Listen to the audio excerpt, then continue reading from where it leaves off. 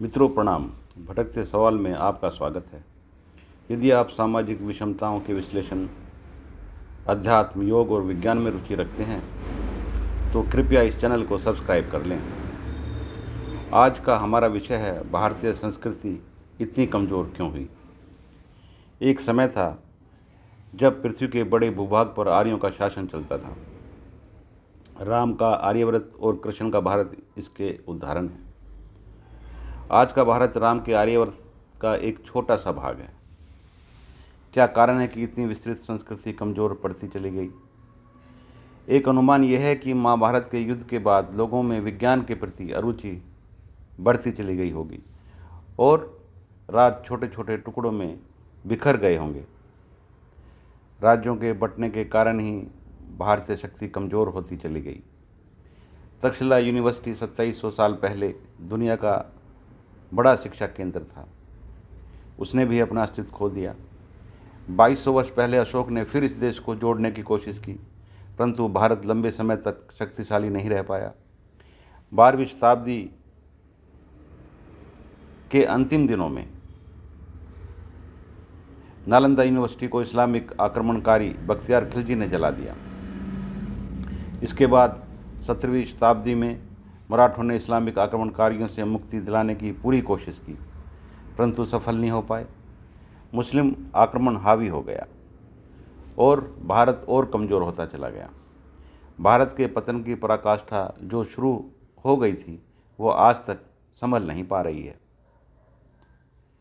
मुस्लिम आक्रमणकारियों ने हमारी पूरी संस्कृति को बर्बाद कर दिया, जिसके कारण भारत की संस्कृति और विज्ञान का बहुत बड़ा भाग समाप्त हो गया।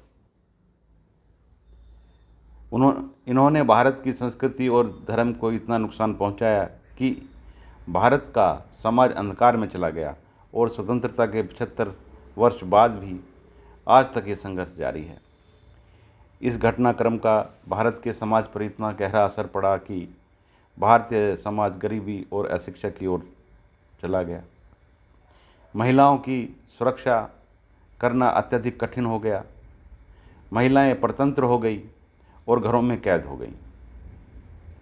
भारतीय राज्य इतने कमज़ोर हो गए थे कि उन्हें अपनी स्त्रियों को बचाना भी मुश्किल हो गया था।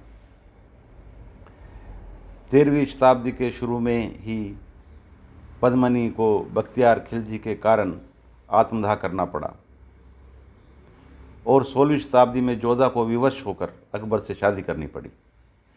इस्लामिस्ट अपनी महिलाओं का क्या हाल करते हैं ये आज सब जान चुके हैं।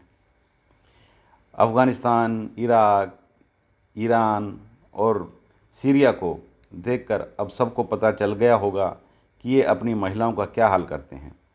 जब मुस्लिम आक्रमणकारियों का यहाँ राज था तो अब समझ पाना भी मुश्किल है कि यहाँ हिंदू महिलाओं का क्या हाल हुआ होगा। इसके बाद अंग्रेज़ों का आगमन हुआ, जिन्होंने भारतीय संपदा को लूटा तो जरूर, परंतु भारतीय संस्कृति को कोई नुकसान नहीं पहुंचाया।